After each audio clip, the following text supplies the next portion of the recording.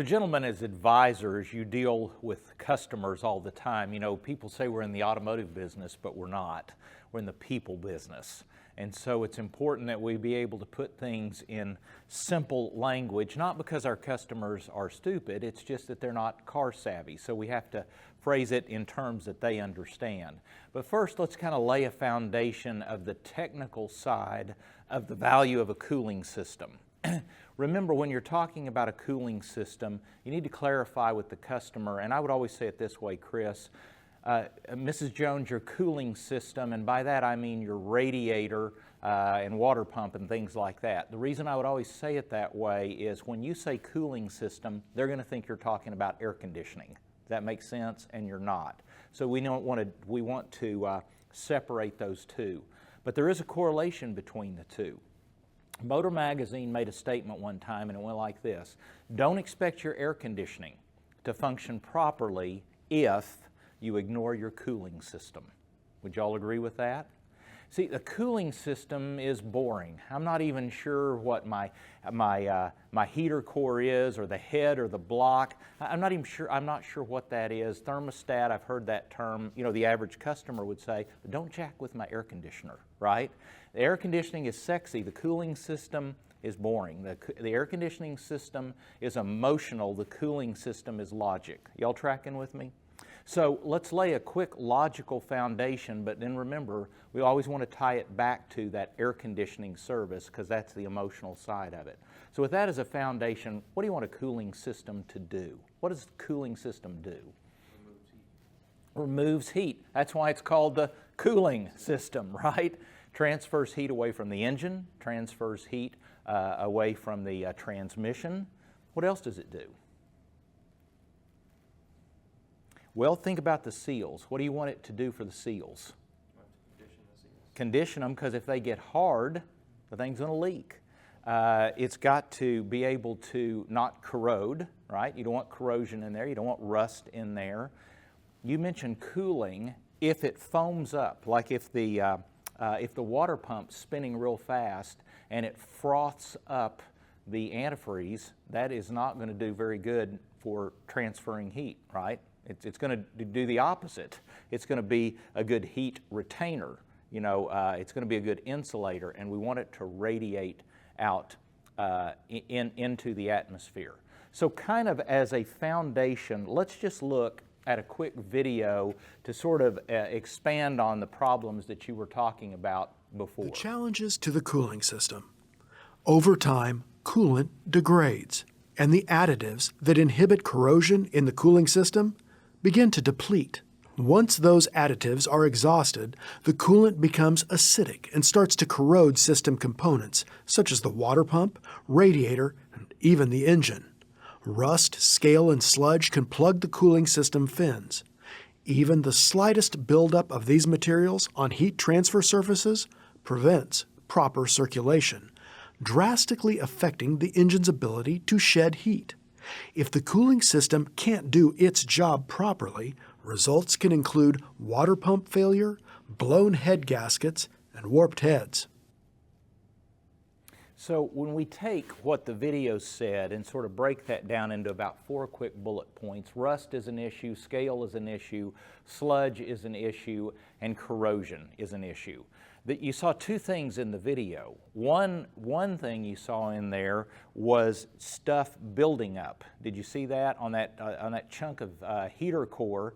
You know, in the winter time, and you know the winters we have around here, if you have a heater core plugged up like that, Mama's going to complain about cold feet. And if Mama ain't happy, ain't nobody going to be happy, right? And so we want to raise up CSI by being sure that Mama's feet get warm and they get warm quick. And a heater core like that was in the video is not going to get the job done. But from an expense standpoint, a logic standpoint, when stuff starts to corrode like head gaskets and things like that, then you're getting into hundreds, if not thousands of dollars of repair. Does that make sense? And the only way to avoid the repair is through preventive maintenance. But again, I would argue the customer doesn't really care about these boring features. What they want to know is how does it affect their lives? And so they would have an issue with overheating. In other words, if stuff gets plugged up, it starts overheating. They would have stuff like water pump failure. Well, again, the average customer wouldn't know what failed, but what they would know is that you hit them with a $500 bill.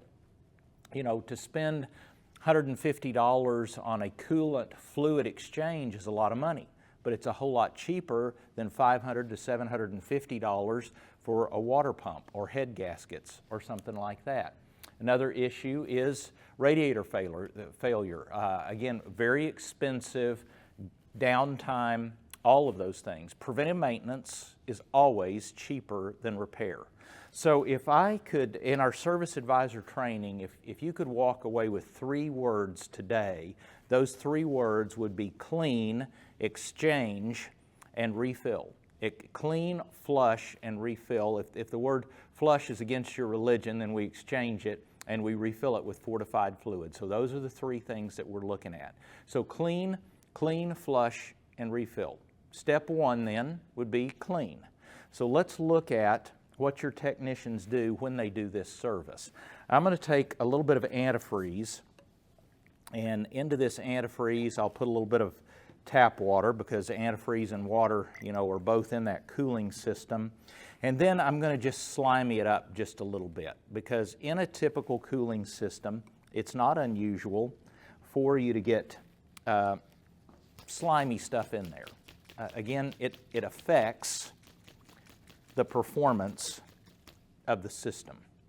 But junk begins to build up in there, and it starts to get really, really nasty. Let's do the same thing over here. We'll go with the antifreeze on this side. We'll go back in with a little bit of tap water. We'll go back in with a little bit of our,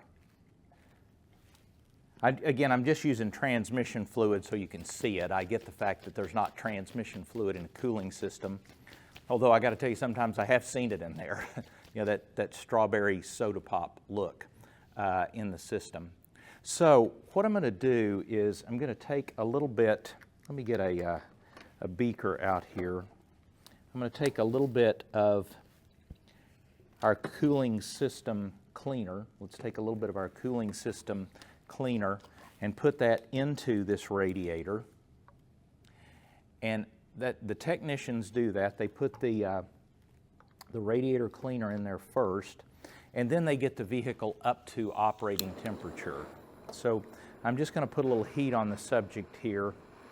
Whether it be an engine, a transmission, power steering, all of our cleanup products work better under heat and pressure. They just work better that way. So I'm going to just put a few minutes of heat onto our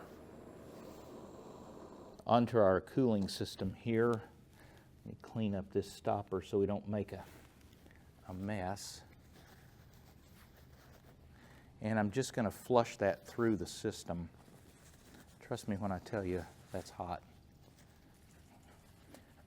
So we're just running the cleaner through the heater core, through the radiator, through the passageways, through the head, through the block, you know, through the thermostat, and cleaning up all of that sludgy, oily stuff that builds up in the cooling system.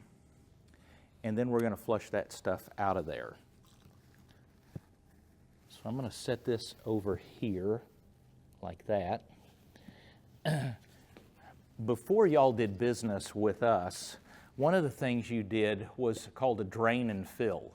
You just, in some cases, actually, Bob stuck a garden hose in the top of the radiator or in the overflow bottle. So I'm just going to go in here with water, and then, you know, you heated it. Sometimes you used hot water or something like that in the system, or got it up to operating temperature. So I'm just going to use water over here. And, you know, you'd just flush and flush and flush and flush and flush that water and really call it good. When you did the Petcock service, in many cases, what happened was you just cleaned out the radiator and nothing else in the system. So you didn't get into the block, you didn't get into the head, you didn't get into the heater core and all of those things. just through the system, just through the radiator itself. So in just taking a look at these, when you compare the two, look at the radiator that has the BG radiator cleaner in it versus the one where we do the regular service, just opening up the petcock and running the garden hose through it. Now, let me ask you a question, because Chris, you said the primary thing that you want a cooling system to do is cool. So which one of those radiators do you think is going to provide you the best heat transfer? Definitely the clean one. Yeah, I was hoping you'd say that. And that's the way you want your cooling system to be, right? And your customers deserve the same thing. So again, one of the things we're doing is we're running sort of behind the scenes. The customer is not really going to know the quality of service that you're doing on a coolant fluid exchange unless something goes wrong, right? And then what happens to CSI? We got to keep CSI high. In fact, that's how you stay employed, and that's how your dealership holds on to its franchise. If customer satisfaction drops like a rock, we got an issue. So Bob, which one of those do you think is going to provide you the best customer satisfaction in the long run? The clean one, definitely. Absolutely. So if BG Cooling System Cleaner will do what you've seen it do, I think you guys can see how that's a must to use it every time you do a coolant fluid exchange, isn't it? So with this particular demo, I always do the BG 540 first. Now again, you'll notice that I had a little bit of antifreeze, a little bit of water, a little bit of transmission fluid. The ratios here are not critical, but I would go with about the equivalent of 2 fingers, just about a third, a third, a third, and slimy it up. Then I would make sure I pour it out real good before I put in my 540, my cooling system cleaner. Then I heat it up, and I'm getting it, fairly hot. And in fact, it's going to be hot enough that you're going to have to use a rag to hold it, because it's going to be too hot for you to just hold it like that, because the fluid is hot. So you take a paper towel, and I try to wrap that like that so they can still see the jar so nothing is hidden. And you shake that and you shake it, and you shake it a little bit more than you think you ought to, real good. Then you're going to pour it out. Then you put it upside down. Now we do the BG first, because what that allows the radiator conditioner to do is, if you haven't shaken it enough, it will go ahead and do the cleaning down the side of the jar. So that's why we do that one first. This one over here, you just can't, you simply cannot do it wrong. When you put into the other one the antifreeze, the water, and the transmission fluid, pour that out, refill it with water. You can heat it and heat it and heat it and shake it and shake it and shake it, and it's always going to look nasty just like that. So you turn them both upside down. If you're dealing with a larger audience, what I do then is hold these like this and take them around to my audience, where they're looking at the top part here, the clean between the two.